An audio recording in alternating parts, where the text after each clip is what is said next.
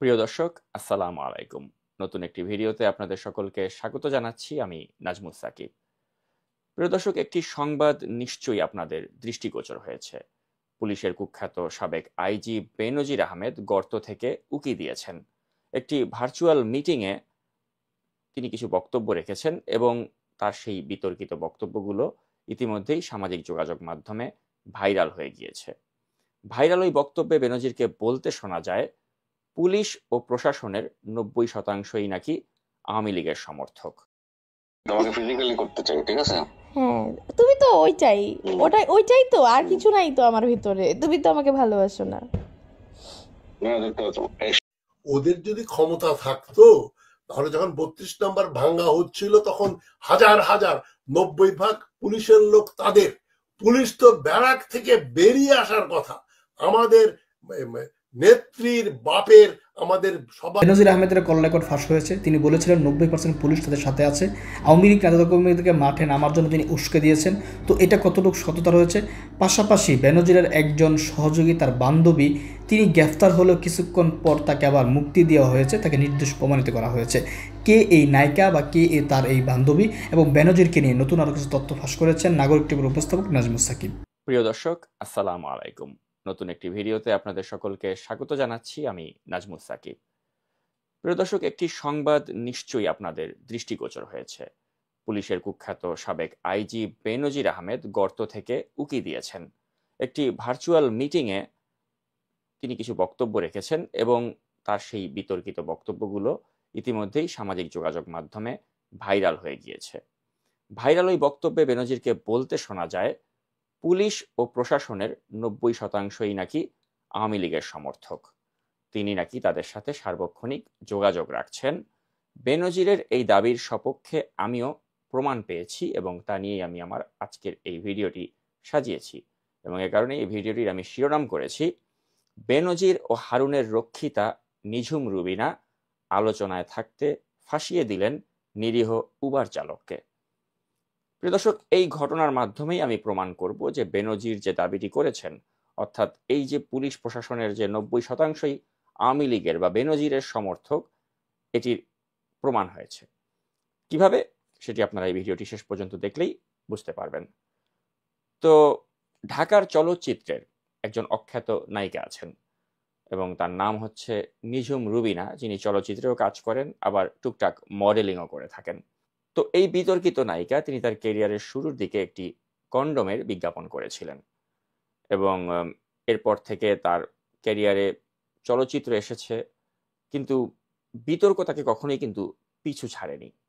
এবং আজ থেকে প্রায় ১১ বছর আগেই এই নিঝুম রুবিনার ভবিষ্যৎ নিয়ে প্রশ্ন তুলেছিলেন দৈনিক যুগান্তরের বিনোদন সাংবাদিক FI দীপু। দীপু তার লেখাতে রুবিনার চাল চলন, অভিনয় ও আচরণগত সমস্যাকে কেন্দ্র করে কটাক্ষ করেছিলেন। দীপুর ভবিষ্যৎবাণীকে সত্য প্রমাণ করেই এই তথাকথিত নায়িকা একের পর এক ফ্লপ সিনেমা উপহার দেন এবং ক্যারিয়ারের প্রাপ্তির খাতায় তেমন উল্লেখযোগ্য কিছুই অর্জন করতে পারেননি। চলচ্চিত্রের নায়িকা হিসেবে বাংলাদেশে প্রায় ৯৯% মানুষই কিন্তু এই নিঝুম রুবিনাকে চিনে না এবং তাতে কিন্তু এই নিঝুম রুবিনার কিছুই যায় আসে না, কারণ বিনোদন জগতের মানুষ এই পরিচয়টা মূলত সবসময় রুবিনার অসামাজিক কার্যকলাপের ক্ষেত্রে একটি ঢাল হিসেবে কাজ করেছে। রুবিনা একজন দেহ ব্যবসায়ী বা রাতের রানী হিসেবেই অধিক পরিচিত। পতিত স্বৈরাচার আওয়ামী লীগের প্রভাবশালী পুলিশ সদস্যদের পছন্দের তালিকাতেও তিনি ১ নম্বর ছিলেন। এই রুবিনা সাবেক ডিবি প্রধান হারুনের অত্যন্ত কাছের একজন মানুষ ছিলেন।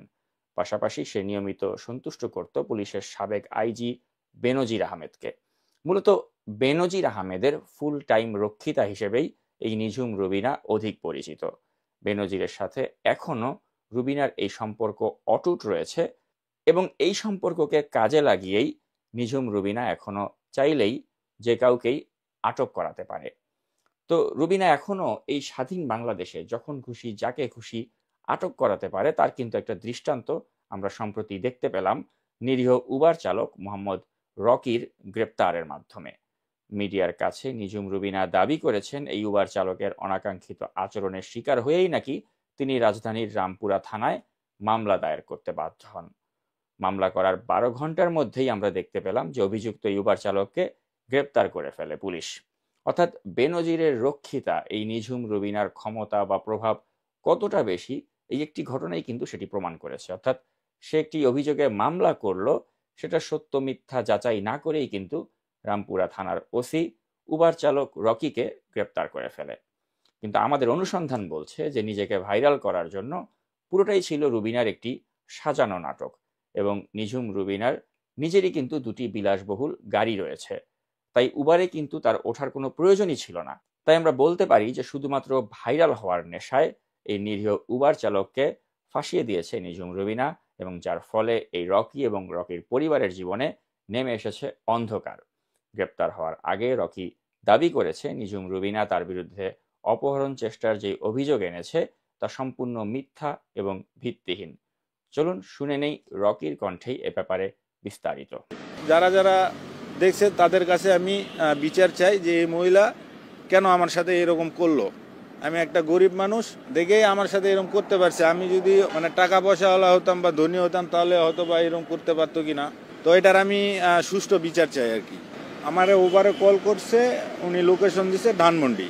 এখন ধানমন্ডি যে দিক দিয়ে আমার রাস্তা ফাঁকা, ওভারে যে দিক দিয়ে দেখাচ্ছে আমি ওই দিক দিয়ে যাবো। এখন এই মহিলা বলে ওনার আরেকটা বন্ধু আছে, উনি নাকি কোন জায়গাতে মধুরবাগ ব্রিজের ইউটার্ন না কোথা থেকে জানি বলতেছে, ওখান থেকে উঠবে। তো এখন আমি বললাম যে আসলে এইভাবে তো হয় না, আপনি লোকেশন অ্যাড করে দেন তাহলে আমি যাচ্ছি আর কি।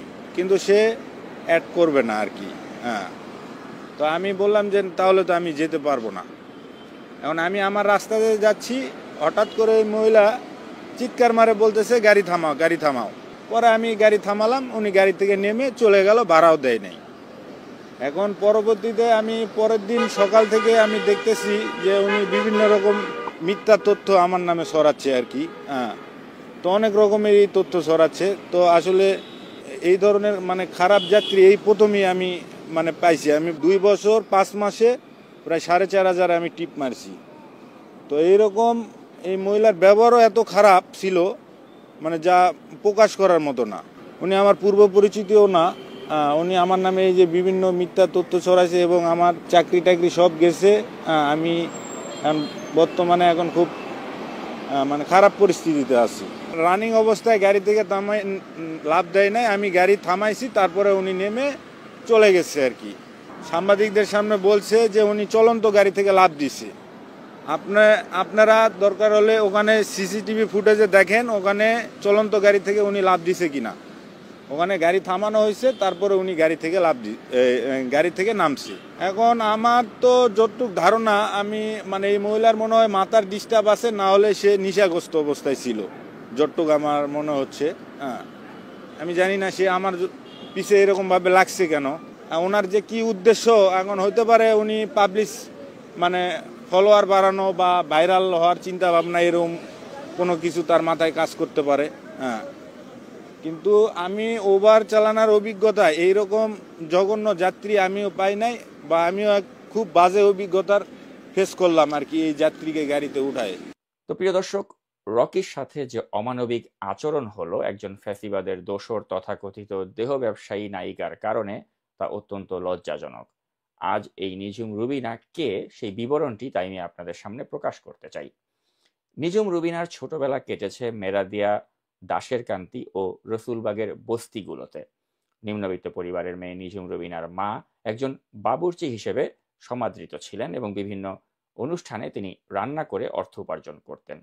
স্থানীয় নৌভ্রমণে ত্রিমোহনী থেকে বিভিন্ন ছোট ছোট নৌকা, স্টিমার বা লঞ্চ টাইপের বাহনগুলোতে প্রায় 2 যুগ আগে খাওয়া দাওয়া ও নাচ গানের যেসব আসর বসানো হতো, সেখানে রান্নার কাজ করত নিঝুম রুবিনার মা, আর নিঝুম রুবিনা সেসব আসরে নাচ করে অর্থ উপার্জন করত। তো নিঝুমের মায়ের বাড়ি হচ্ছে গোপালগঞ্জে, এবং সেই সূত্রেই তারা বেনজির আহমেদের সাথে একটা পরিচয় তাদের ঘটে, এবং পারিবারিকভাবে এই পরিচয় সূত্র ধরেই কিন্তু বেনজিরের সাথে নিঝুম রুবিনার একটি অনৈতিক সম্পর্ক গড়ে ওঠে। অর্থাৎ আমরা বলতে পারি যে নিঝুমের সাথে এই বেনজিরের সম্পর্কটি কিন্তু বেশ পুরনো। কিন্তু যেটা হয় আর কি, যে বেনজির যখন একজন অত্যন্ত প্রভাবশালী পুলিশ কর্মকর্তা হয়ে ওঠে, তখন তার জীবনে চলচ্চিত্রের নায়িকা হিসেবে মিম, কেয়া, পরিমণি এবং আরো অনেকেই আসে, এবং তাই নিঝুম রুবিনার সাথে তার সম্পর্কটা ঠিক সেভাবে আর আগায়নি। কিন্তু আমি এতক্ষণ যাদের নাম বললাম অর্থাৎ মিম, কেয়া বা পরিমণি, এরা বেনজিরের জীবনে ক্ষণিকের অতিথি হয়ে এসেছিল, কিন্তু নিঝুম রুবিনার সাথে কিন্তু বেনজিরের সম্পর্কটি সবসময় কিন্তু নিরবিচ্ছিন্নই ছিল। এবং যখনই সে তার জীবনে অন্য কোনো নারী ছিল না, তখনই কিন্তু সে বারে বার ফিরে গিয়েছে নিঝুম রুবিনার কাছে। তো বেনজিরের সাথে এই সম্পর্ক কাজে লাগিয়ে কিন্তু নিঝুম রুবিনা পরবর্তী সময় কিন্তু অনেক ফায়দা নেওয়ার চেষ্টা করেছে। যেমন বেনজিরের রক্ষিতা হিসেবে কিন্তু মুজিব কোট গায়ে দিয়ে আওয়ামী চেতনার ধারক সেজে নিঝুম রুবিনার বাবা, যার ছবি হয়তো আপনারা এখন স্ক্রিনে দেখতে পাচ্ছেন, এই ব্যক্তি কিন্তু উপজেলা পরিষদ নির্বাচনেও অংশ নিয়েছিল, যদিও নির্বাচনে সে শেষ পর্যন্ত জয়ী হতে পারেনি। তো নিঝুম রুবিনা স্বামী হিসেবে যার পরিচয় দেন তার নাম হচ্ছে রাহুল। এই রাহুল একদা বেনজিরের ব্যক্তিগত গাড়ির চালক ছিল, অর্থাৎ ড্রাইভার ছিল, এবং এই ড্রাইভারের সাথেই কিন্তু বেনজির পরবর্তীতে নিঝুম রুবিনার একটি তথাকথিত একটা বিয়ে দেয়, এবং তারা দাবি করে থাকে যে তাদের ঘরে একটি কন্যা সন্তান রয়েছে, যদিও সেই কন্যা সন্তানের চেহারার সাথে রাহুলের চেহারার কোনো মিল না থাকলেও বেনজিরের চেহারার হুবহু মিল রয়েছে। তো সঙ্গত কারণেই শিশুটির ব্যক্তিগত নিরাপত্তার কথা মাথায় রেখে আমি তার নাম এবং চেহারা প্রকাশ করলাম না।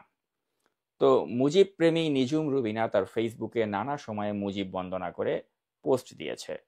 তাছাড়া বেনজিরের সাথে দেখা করতে এই নিঝুম রুবিনা নানা সময়ে বিমানের বিজনেস ক্লাসে চড়ে দুবাই, মালয়েশিয়া, ফ্রান্স ইত্যাদি বিভিন্ন দেশে ভ্রমণ করেছে। নিঝুম রুবিনার বিলাসী জীবনযাপন দেখলে অনেকেই ভাবতে পারে তার হাতে হয়তো অনেক কাজ, অথচ মিডিয়া পাড়ার অনেকেই এই নিঝুম রুবিনাকে ঠিকমতো চেনেও না, এবং তার কাছে কিন্তু খুব বেশি চলচ্চিত্র বা খুব বেশি কাজও নেই। তো মূলত বেনজিরের রক্ষিতা এবং একজন দেহ ব্যবসায়ী নারী হিসেবেই কিন্তু অন্ধকার জগতের একজন মানুষ হিসেবে সে যত অর্থ, বিত্ত, বৈভব এগুলো গড়ে তুলেছে। তো এ ধরনের একজন ভয়ঙ্কর দুশ্চরিত্র নারীর মিথ্যা অভিযোগের কারণেই কিন্তু বিনা দোষে জেল খাটছেন উবার চালক মোহাম্মদ রকি। আমরা অবিলম্বে রকির মুক্তি দাবি করছি, পাশাপাশি আমরা চাই যে নিঝুম রুবিনাকে আটক করে তার কাছ থেকে যেন উস্কানিদাতা কুখ্যাত আইজিপি বেনজিরের সম্পর্কে আরো বিস্তারিত তথ্য উদ্ঘাটনের চেষ্টা করা হয়। কারণ আমরা জানি যে এই রুবিনা মাসখানেক আগেও কিন্তু বেনজিরের সাথে দেখা করে এসেছে, তাই রুবিনাকে গ্রেপ্তার করলে নিশ্চয়ই অনেক তথ্য বের হবে। পাশাপাশি আমি আবেদন করছি, যারা এই ভিডিওটি দেখছেন, সরকারের উচ্চ মহলের যারাই দেখছেন, তাদের কাছে আমি আবেদন করছি তারা যেন অবিলম্বে রামপুরা থানার ওসিকে জিজ্ঞাসাবাদ করেন যে কেন তিনি 12 ঘন্টার মাঝেই একটি মামলা দায়েরের সাথে সাথেই অভিযুক্ত ব্যক্তিকে আটক করলেন, এবং এখানে বেনজির আহমেদের পক্ষ থেকে তার প্রতি কোনো চাপ ছিল কিনা সেটি উদ্ঘাটন করা কিন্তু অবশ্যই সময়ের দাবি। তো প্রিয় দর্শক, এই ভিডিওটি আমি শেষ করছি। শেষ করার আগে চলুন যেতে যেতে লম্পট বেনজিরের সাথে একজন নারীর কিছু প্রেমালাপ শুনে নেওয়া যাক। তোমাকে ফিজিক্যালি করতে চাই, ঠিক আছে? হ্যাঁ, তুমি তো ওইটাই, ওইটাই তো, আর কিছু নাই তো আমার ভিতরে। তুমি তো আমাকে ভালোবাসো না। না, এই শোনো, এই ফালতু কথা বলো না। ভালোবাসা শেষ হলো ওখান থেকে, আর ওখান থেকে শুরু হচ্ছে ভালোবাসা। আচ্ছা, তাই না? তোমাকে ফিজিক্যালি করতে চাই, ঠিক আছে? হ্যাঁ, তুমি তো ওইটাই, ওইটাই তো, আর কিছু নাই তো আমার ভিতরে। তুমি তো আমাকে ভালোবাসো না। না, এই শোনো, এই ফালতু কথা বলো না। ভালোবাসা শেষ হলো ওখান থেকে, আর ওখান থেকে শুরু হচ্ছে ভালোবাসা। ওদের যদি ক্ষমতা থাকতো, তাহলে যখন 32 নম্বর ভাঙ্গা হচ্ছিল তখন হাজার হাজার 90% পুলিশের লোক তাদের, পুলিশ তো ব্যারাক থেকে বেরিয়ে আসার কথা। আমাদের নেত্রীর বাপের, আমাদের সবার বাপ, আমার বাপের চেয়ে বড় বাপ শেখ মুজিবুর রহমানের বাড়ি ভেঙে ফেলেছে, এত বড় ধৃষ্টতা, এটা আমরা সহ্য করব না। তারা তো বন্দুক, রাইফেল, মেশিন গান নিয়ে চলে আসতো, একটা পুলিশও তো আসে নেই। এই যে খুনি ওয়াকারুজ্জামান কয়টা সৈন্য পাঠিয়েছিল, তারাও ভুয়া ভুয়া ধ্বনিতে তারা নীরবে ওখান থেকে চলে গেল। বাধা দেওয়ার মতো সাহস কারো হয়নি।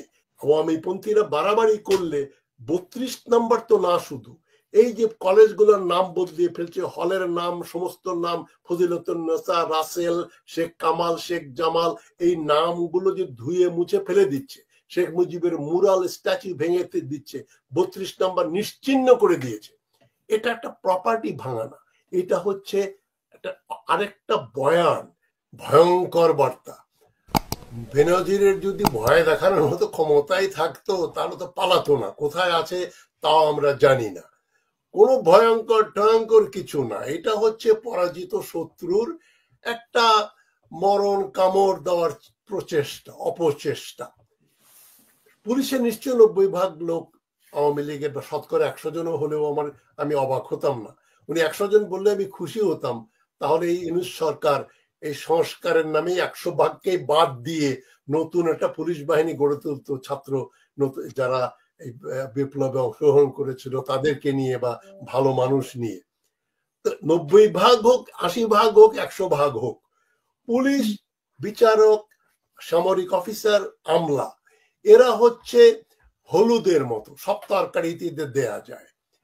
এরা যখন যে সরকার আসবে তাদেরকে সালাম দেবে, এবং তারা বলে আমরা তো রাজনীতিবিদ না, আমরা সরকারি কর্মচারী, যে সরকার থাকবে তার অধীনে কাজ করব।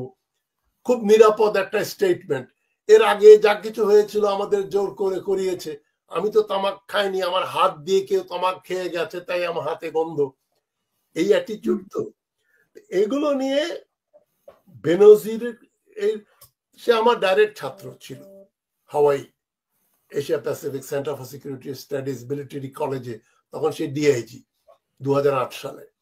তো তখন থেকে দেখতাম একটা অ্যারোগেন্ট এবং একটা কথাবার্তার ভেতরে একটা মানে ক্ষমতা তার কাছে চলে আসছে, বা তিনি ক্ষমতার সঙ্গে আছেন। তখন ফখরুদ্দিন মহিউদ্দিনের সরকার। তো এরা তো সুবিধাবাদী, এবং এদের মতো লোককে হাসিনার দরকার, এবং হাসিনার মতো সরকার এদের দরকার। একেবারে যেটাকে বলে রুহ দেখে ফেরেশতা দেওয়া, যেমন রুহ তার ফেরেশতা ওই রকম। এদের নিয়ে আলোচনা করার কিছু নেই। এরা সব অপরাধী, খুনি, প্রত্যক্ষভাবে মানুষ খুনের জন্য দায়ী হচ্ছে বেনজির আহমদ।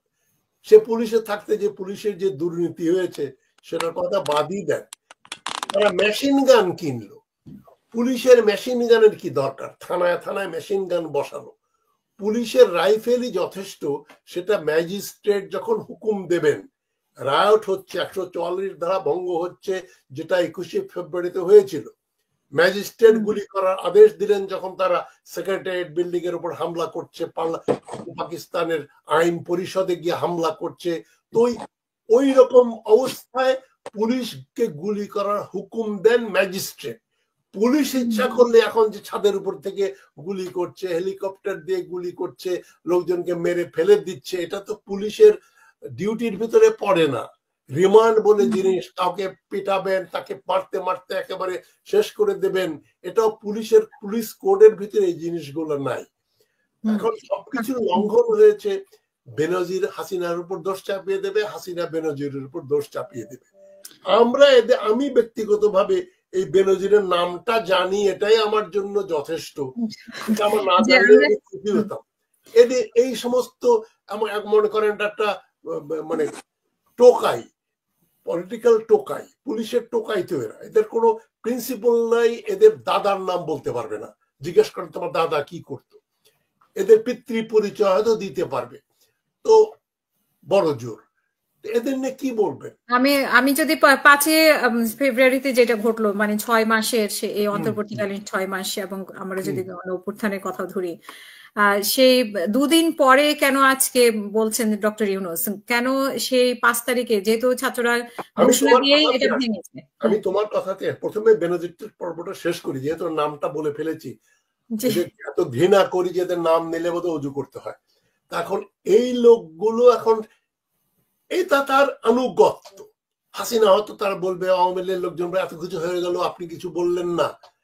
যদি কোনোদিন 10 বছর পরেও আওয়ামী লীগ ক্ষমতায় আসে, তখন তার চিন্তা হচ্ছে তার সম্পত্তিগুলো উদ্ধার করা। আর তো কিছু না, সে তার এই বয়সে চাকরি করবে না।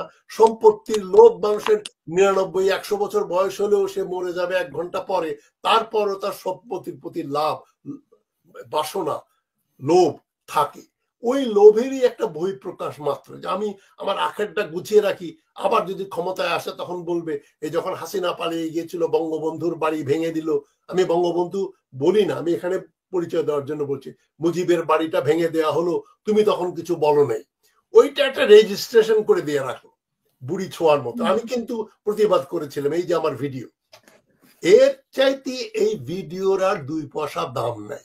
ওদের যদি ক্ষমতা থাকতো, তাহলে যখন 32 নম্বর ভাঙ্গা হচ্ছিল তখন হাজার হাজার 90% পুলিশের লোক তাদের, পুলিশ তো ব্যারাক থেকে বেরিয়ে আসার কথা। আমাদের নেত্রীর বাপের আমাদের সবার বাপ, আমার বাপের চেয়ে বড় বাপ শেখ মুজিবুর রহমানের বাড়ি ভেঙে ফেলেছে, এত বড় ধৃষ্টতা, এটা আমরা সহ্য করব না। তারা তো বন্দুক, রাইফেল, মেশিন গান নিয়ে চলে আসতো, একটা পুলিশও তো আসে নেই। এই যে খুনি ওয়াকারুজ্জামান কয়টা সৈন্য পাঠিয়েছিল, তারাও ভুয়া ভুয়া ধ্বনিতে তারা নীরবে ওখান থেকে চলে গেল। বাধা দেওয়ার মতো সাহস কারো হয়নি, এখনো নাই। তবে আমি মনে করি 5 তারিখে যেটা ঘটেছে, 5ই অগাস্টের পরে 5ই ফেব্রুয়ারির এই ঘটনা আরেকটা খুবই ইম্পর্টেন্ট 5 তারিখ আমাদের ইতিহাসে। এটা প্রমাণ করে দিল যে বিপ্লবের আগুন নিভে যায় নাই এবং জনগণ বিপ্লবীদের সঙ্গে রয়েছে। ঢাকায় শুরু হলো, সঙ্গে সঙ্গে কুষ্টিয়াতে, সিলেটে, ঠাকুরগাঁওয়ে, বিভিন্ন জায়গায় এই যে পরিমাণ বাড়িঘর, কোথায় ওই হামিদদা, ওই যে প্রেসিডেন্ট ছিল যে হামিদদার বাড়ি কিশোরগঞ্জে, সেখানেও হামলা হয়েছে, আগুন দিয়েছে। তোফায়েল আহমদের বাড়ি কোথাকার পুরনো পাপি ভোলাতে, সেখানেও হয়েছে। এটাকে বলে স্পন্টেনিটি। এই মানে আমি পড়াতাম, কিন্তু এটা কি বাংলাদেশের জন্য ভালো হলো? মানে এটা, এই উদাহরণটা কি ভালো হলো? খুব ভালো কাজ হয়েছে। ব্যাপারটা হচ্ছে যে বিপ্লব এটা তো আর সাইক্লোন না, হঠাৎ করে চলে আসে তা না, এর আভাস পাওয়া যায়। যেমন সাইক্লোন আসলে 1 নম্বর মহাবিপদ সংকেত থেকে হতে হতে 10 নম্বর মহাসংকেত, ডিপ্রেশন হচ্ছে, এটা আমরা আভাস পাই। ভূমিকম্পটা এখনো বের হয়নি, আমরা জানি না। তবে বিপ্লব একটা পরিকল্পিত ব্যাপার, যেটা আমি আমার কালকের চ্যানেলে আমার শোতে বলেছি। মাও জেতুং বলেছিলেন যে revolution is not a dinner party, and preparation for a revolution is not inviting people for dinner at your house. বিপ্লব কোনো ডিনার পার্টি না, এবং এর প্রস্তুতি, মেহমান ডাকবেন আপনার বাড়িতে, রাত্রেবেলা খাবার দাওয়াত দিচ্ছেন, ওই নিমন্ত্রণ করা না। মাও জেতুং আরেকটা কথা লিখেছিলেন, এটা 1927 সালে, যে বিপ্লব খুবই কঠিন জিনিস, এটা কোনো সফট জিনিস না, খুব কষ্টের জিনিস, আরামের জিনিস না। সুতরাং এই কষ্ট করে এই ওরা যে এই বাড়িগুলো ভাঙলো, এর পেছনে কি উদ্দেশ্য? উদ্দেশ্য তো পলিটিক্যাল। বিপ্লব তো অরাজনৈতিক কারণে হয় নাই। হাসিনা করেছিল, তার বাবা এই বেআইনি ভাবে বাড়ি বানিয়েছিল, ওই জন্য বাড়িটা ভেঙে ফেলবো, তাহলে তো বহু আগে ভাঙতো। এটা হচ্ছে যে হাসিনার অনুসারীরা আবার মাথা চাড়া দিয়ে উঠতে পারে, তার এক বক্তব্য, সে বক্তৃতা দেবে, এতেই জনগণ উত্তেজিত হয়ে গেল। কেউ বা কারা, এর জন্য 5000 লোকের দরকার পড়ে নাই, হয়তো 15 জন, 20 জন, 10 জন, 5 জন মিলে বলেছে এই যে হাসিনা বক্তৃতা দিবে, ওই দিন তোরা ওই বক্তৃতার সময় 32 নম্বরে আক্রমণ করে এই করো। রাত 10:50 শুরু হলো, বুধবার রাত 10:50 5 তারিখে। 6 তারিখের শেষেই পুরো বাড়িটা একেবারে মাটিতে মিশে গেল। এর পেছনে জনগণের রাগ, ক্ষোভ, এটা আছে। এর চাইতে বড় যে জিনিসটা আছে আমরা দেখতে পারি না, চাই না। আমরা মনে করি এটা তো ল অ্যান্ড অর্ডারের একটা প্রবলেম। এই যে ঢাকা ট্রিবিউন পত্রিকার দালাল সম্পাদক জাফর সোবহান, রহমান সোবহান সাহেবের ছেলে, এই আওয়ামী পন্থী, খুবই সফিস্টিকেটেড। এদেরকে দেখলেই বুঝবেন না যে আওয়ামী পন্থী, খুবই সূক্ষ্ম। এদেরকে দেখলে আপনার মনে হবে না যে শাহরিয়ার কবির। এরা খুবই ভদ্রভাবে ভালো ইংরেজি লেখে, ভালোভাবে কথা বলে, কিন্তু পাকা দালাল অতিশয়। তার একটা আজকের একটা সম্পাদকীয় বেরিয়েছে, সে বলছে এই আমরা আইনের শাসন আমাদের বিঘ্নিত হচ্ছে। প্রথমে হাসিনা বদনাম করলো, 15 বছর উনি দুঃশাসন করেছেন, অত্যাচার করেছেন, মানুষ মেরেছেন, একথা বলেন। এবং সবচেয়ে খারাপ লাগে, হাসিনা এখনো তার 15 বছরের দুঃশাসনের জন্য ক্ষমা প্রার্থনা করলো না। এক জায়গায় রহমান সোবহান, এই জাফর সোবহান বলছে না যে হাসিনা তো মানুষ খুন করেছে, তার তো বিচার করতে হবে, সে মাপ চাইলে আপনি মাপ করে দেবেন? সে 1000 থেকে 3000 মানুষ হত্যা করিয়েছে পুলিশ, বিজিবি, সেনাবাহিনী দিয়ে, আওয়ামী থাকবে। আর কোনো মন্তব্য কিন্তু জাফর সোবহানদের মন্তব্যে পাবেন না। এই সূক্ষ্ম দালালেরা এটাকে একটা আইন শৃঙ্খলার ব্যাপার হিসাবে দেখছে। বিএনপির মেজর হাফিজ সাহেবও ওই রোগের আক্রান্ত হয়ে গেলেন। হয়তো উনিও বুঝতে পারছেন না there is a gulf of difference between crime and revolution. এই যে ব্রিটিশ আমলে, আমি শেষ করছি এই কথা বলেই, তিতুমিরের যখন সংগ্রাম হয় 1830-এর দশকে, তখন ব্রিটিশ নথিপত্রে লেখা থাকতো criminal Titumir, criminal band of Titumir. সমস্ত সরকারি কাগজে, ক্রিমিনাল যত খবরের কাগজে, ওদের রিপোর্টে, সরকারি রিপোর্টে বারবার আসছে এরা সব ক্রিমিনাল, এরা সব টেরোরিস্ট, এরা এই মানে জমিদারদের বিরুদ্ধে আন্দোলন করছে, ব্রিটিশ সরকারকে তারা স্বীকার করে না। তো রণজিৎ গুহ নামে একজন খুব নামী প্রফেসর ছিলেন ইতিহাসের, 100 বছর বয়সে মারা গেলেন তিনি আমি তাকে খুব সম্মান করতাম। রণজিৎ গুহ একটা সিরিজ বের করেছেন, subordinate studies. Subordinate studies number 1, 1983-তে তিনি একটা লেখা লিখেছিলেন, the pros of counter insurgency. মানে ইনসার্জেন্সি মানে বিদ্রোহের দমনের যে প্রোজ, গদ্য, সেই গদ্যর বলতে উনি বুঝিয়েছেন ব্রিটিশ সরকারের পুলিশ রিপোর্ট, সরকারি অফিসারদের রিপোর্টে ডিসি, ম্যাজিস্ট্রেট, কমিশনার কি লিখছেন, ওইটাকে উনি বলছেন the pros of counter insurgency.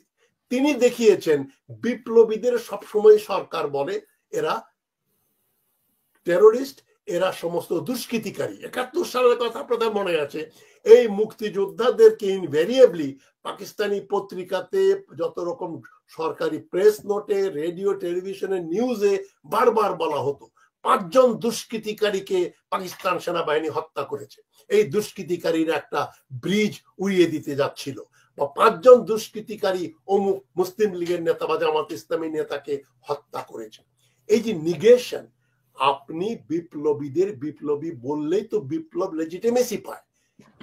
এদের ভাষায় এখন আপনি বেনজির বলেন আর ইউনূস সাহেব যেটা করছেন, এটা তার দায় সারা দায়িত্ব, যে সরকার প্রধান, এতগুলো বাড়িঘর ভাঙা হয়ে গেল, কিন্তু তার সরকার তো তাদের বিরুদ্ধে যেতে সাহস পেল না।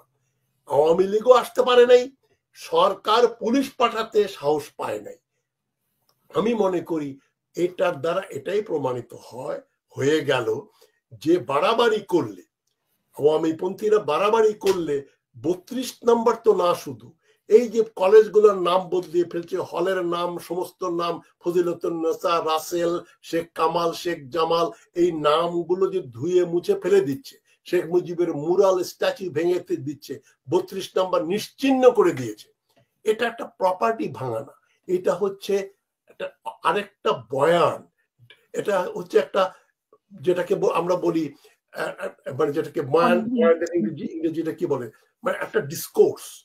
এই ডিসকোর্সটা হচ্ছে তারা ভার্সেস আমরা। দর্শক আলোচনা শুনেছেন, শুনে বুঝতে পেরেছেন যে বেনজির আহমেদের এই যে রক্ষিতারা আসলে কতটুকু মানে ভালো, এবং বেনজিররা এদেরকে কিভাবে ব্যবহার করতো, কিভাবে ব্যবহার করে তারা বিভিন্ন রকমের কলাকৌশল আঁকতো। তো দর্শক, বেনজিরের বিরুদ্ধে আরেকটা কথা যে তিনি কল ফাঁস হয়েছে, তার পক্ষে বা তাদের পক্ষে 90% পুলিশ আছে। যদি বেনজির এটা দাবি করে তাহলে চিন্তা করতে পারেন, যদি এটা আংশিক সত্য হয়, আমি তো মনে করি এটা ভয়ানক ব্যাপার সরকারের জন্য। এই জন্য সরকারের উচিত প্রশাসনের ভিতরে যারা আছেন, প্রশাসনের ভিতরে যারা আওয়ামী আমলে যারা নিয়োগ পেয়েছেন, প্রত্যেকের বিরুদ্ধে ব্যবস্থা নেওয়া, এবং বিশেষ করে প্রত্যেক পুলিশের এবং প্রত্যেক প্রশাসনের মোবাইল ট্যাগ করা, যে আসলে তারা বেনজির বা এমন কারোর সাথে যোগাযোগ করছে কিনা, বের করে তাদের বিরুদ্ধে ব্যবস্থা নেওয়া। আর না হয় তারা যদি আসলেও বিদ্রোহ করে তাহলে কিন্তু ভয়ঙ্কর অবস্থা ফিরে আসবে, তখন কিন্তু আর ট্যাকেল দেওয়ার মতো কোনো সময় থাকবে না।